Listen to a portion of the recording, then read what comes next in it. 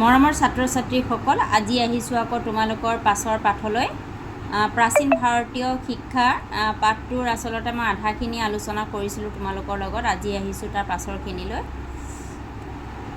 পাছৰখিনিত কি আছে আমি চাওঁচোন আহা। শ্ৰী ধান্যকটক বিশ্ববিদ্যালয় অমৰাৱতী নগৰৰ ওচৰত আছিল। এতিয়া আমাৰ বিশ্ববিদ্যালয় কেইখন আছে? আমাৰ আছে 6খন বিশ্ববিদ্যালয়। কি কি?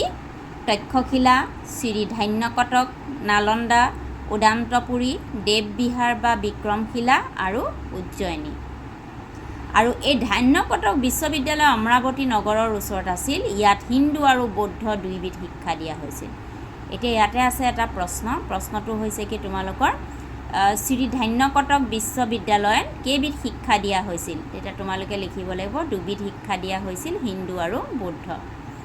এই বিশ্ববিদ্যালয় খ্ৰীষ্টপূৰ্ব 1 শতিকালৈ বৰ্তমান আছিল। এই বিশ্ববিদ্যালয়ৰ প্ৰধান শিক্ষকজনৰ নাম আছিল কি? নাগাৰ্জুন। নালন্দা বিশ্ববিদ্যালয়ত বেদ, চিকিৎসা, অংকশাস্ত্ৰৰ শিক্ষা দিয়া হৈছিল। নালন্দা বিশ্ববিদ্যালয়ত কি কি শিক্ষা দিয়া হৈছিল? বেদ, চিকিৎসা আৰু অংকশাস্ত্ৰৰ। এই বিশ্ববিদ্যালয় খ্ৰীষ্টপূৰ্ব 1 শতিকাৰ পৰা 8 খ্ৰীষ্টাব্দলৈ বৰ্তমান হৈছিল। এই বিশ্ববিদ্যালয় বাহিৰে ভিতৰে 10,000 ছাত্ৰ আছিল। নালন্দা বিশ্ববিদ্যালয়ত কিমান ছাত্ৰ আছিল? 10,000 ছাত্ৰ আছিল।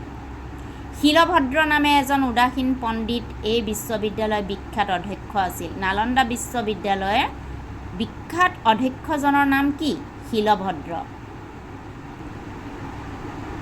ইয়াক কোনো খৰচ নোলোৱাকৈ শিক্ষাদান কৰিছিল। ইয়াত ব্যাকৰণ, তৰ্কশাস্ত্ৰ, চিকিৎসা শাস্ত্ৰ, দৰ্শন শাস্ত্ৰ, আধ্যাত্ম বিজ্ঞানৰ শিক্ষা দিয়া হৈছিল।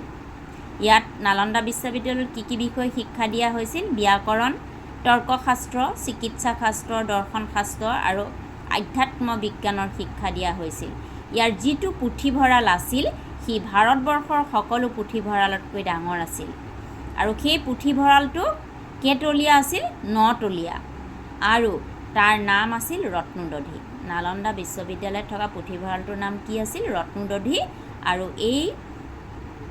এই পুথিভঁৰালটো কিমান তলীয়া আছিল? 9তলীয়া। শিক্ষাগাৰটোত 100টা কোঠালি, 100টা শ্ৰেণী বহিব পাৰিছিল। এই বিশ্ববিদ্যালয়ৰ ছাত্ৰবিলাক ভাৰতবৰ্ষৰ সকলো ঠাইৰ ছাত্ৰৰ আদৰ্শ আছিল। 700 বছৰৰ ভিতৰত এজন ছাত্ৰৰো অশিষ্টাচাৰৰ কথা উল্লেখ নাই। তাৰমানে কি কৈছে যে নালন্দা বিশ্ববিদ্যালয়ত যিবিলাক ছাত্ৰ ছাত্ৰী পঢ়িছিল তেওঁলোক কেতিয়াও অশিষ্টাচাৰী নাছিল। আচাৰ ব্যৱহাৰ সকলোৰে খুব ভাল আছিল। দেশ বিদেশৰ ছাত্ৰ আহি নালন্দা ভৰি পৰিছিল, কিন্তু তাৰ শিক্ষাৰ আদৰ্শ ইমান ওখ আছিল যে কম ছাত্ৰইহে তাত প্ৰৱেশ লাভ কৰিছিল। এতিয়া চোৱা, নালন্দা বিশ্ববিদ্যালয়ত পঢ়িবলৈ হ'লে খুব কম ছাত্ৰইহে তাত কি কৰিছিল? প্ৰৱেশ লাভ কৰিব পাৰিছিল। এই বিশ্ববিদ্যালয়ত তেতিয়া চীন দেশৰ পৰিব্ৰাজক ইউৱেনচাং যোগশাস্ত্ৰ পঢ়ে। তেওঁ চীন দেশৰ পৰিব্ৰাজকজনৰ নাম কি? ইউৱেনচাং। তেওঁ কি শাস্ত্ৰ পঢ়ে? যোগশাস্ত্ৰ। আৰু তেতিয়া আমাৰ দেশৰ ৰজা ভাস্কৰ বৰ্মাই তেওঁক এই দেশলৈ আহিবলৈ অনুৰোধ কৰি চিঠি লিখে। নালন্দাৰ বিহাৰৰ ঠাইখন এতিয়া আৰ্কিঅলজিকেল ডিপাৰ্টমেণ্টে খানি চোৱাত ভাস্কৰ বৰ্মাৰ চিঠিৰ লগত যোৱা এটা পোৰা মাটিৰ মোহৰ পোৱা গৈছে। কোনে ক'ব যে এই মোহৰটো ভাস্কৰ বৰ্মাই ইউৱেনচাঙক নিমন্ত্ৰণ কৰা পত্ৰৰ মোহৰ নহয়? তাৰপিছত আহিলে উদান্তপুৰ বিশ্ববিদ্যালয়। পাল ৰজাবিলাকৰ আগৰে পৰা আছিল, কিন্তু খ্ৰীষ্টীয় 8ম শতাব্দীতহে ই বিশেষ খ্যাতি লাভ কৰে। এই বিশ্ববিদ্যালয় এটা বহুমূলীয়া পুথিভঁৰাল আছিল, যাক মুছলমানবিলাকে কোন বিশ্ববিদ্যালয়ত আছিল? উদান্তপুৰৰ বিশ্ববিদ্যালয়। আৰু তাক কেতিয়া পুথিভঁৰালটোক কোনে নষ্ট কৰিলে? মুছলমানবিলাকে। কিমান চনত? 1202 খ্ৰীষ্টাব্দত। বিক্ৰমশিলা বা দেৱবিহাৰ বিশ্ববিদ্যালয় খ্ৰীষ্টপূৰ্ব 8ম শতাব্দীত ধৰ্মপাল ৰজাই ৰাজত্ব কৰে। এই বিশ্ববিদ্যালয়ৰ তলত 6টা উচ্চ বিদ্যালয় আৰু 108জন অধ্যাপক আছিল। এই বিদ্যালয়ত 400 বছৰ পিছত নষ্ট হয়। ছাত্ৰ থাকিবৰ নিমিত্তে বিদ্যালয়ৰ গাতে লগা 4খন সত্ৰ অৰ্থাৎ ছাত্ৰাবাস আছিল। তাৰ ছাত্ৰবিলাকে বিনা খৰচে খাবলৈ আৰু থাকিবলৈ পাইছিল। তাৰপিছত আহিলে উজ্জয়িনী বিশ্ববিদ্যালয়। উজ্জয়িনীত যি বিশ্ববিদ্যালয় আছিল তাত একালত অৰ্থাৎ বিক্ৰমাদিত্যৰ ৰাজত্বৰ সময়ত ভাৰতবৰ্ষৰ সকলো পণ্ডিত লোকসকলৰ মিলন ক্ষেত্ৰ আছিল। এই বিশ্ববিদ্যালয়ত বিশেষকৈ জ্যোতিষ শাস্ত্ৰৰ শিক্ষা দিয়া হৈছিল। কোনখন বিশ্ববিদ্যালয়ত জ্যোতিষ শাস্ত্ৰৰ শিক্ষা দিয়া হৈছিল? উজ্জয়িনী বিশ্ববিদ্যালয়।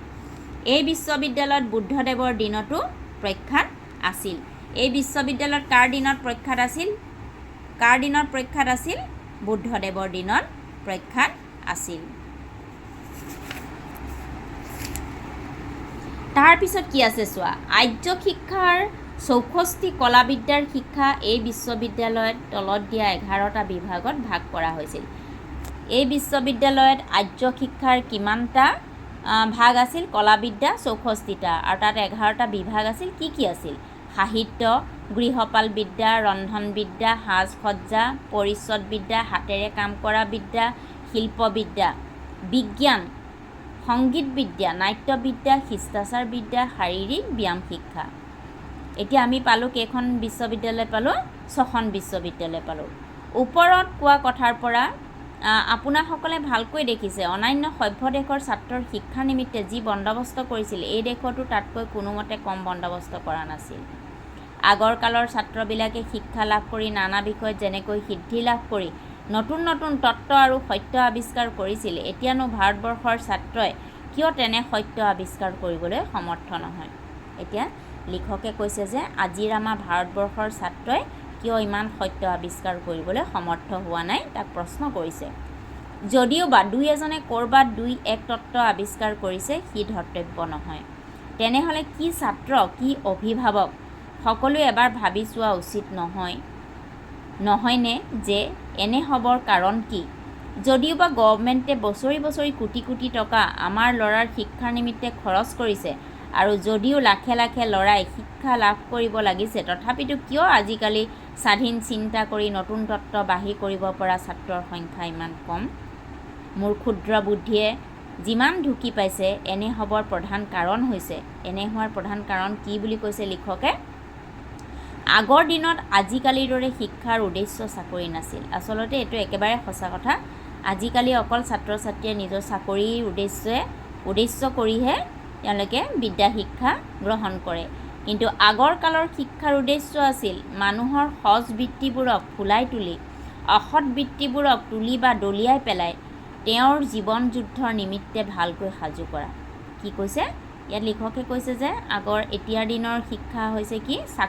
চাকৰিমুখী, আৰু আগৰ দিনৰ শিক্ষা আছিল সজ বৃত্তি, মানুহৰ সজ ভাৱবিলাক সদায়, অসৎ বৃত্তিবোৰ সদায় নাইকিয়া কৰি সজ বৃত্তিবোৰ ফুটাই তোলা, অৰ্থাৎ জীৱন যুদ্ধৰ নিমিত্তে ভালকৈ সাজু কৰা।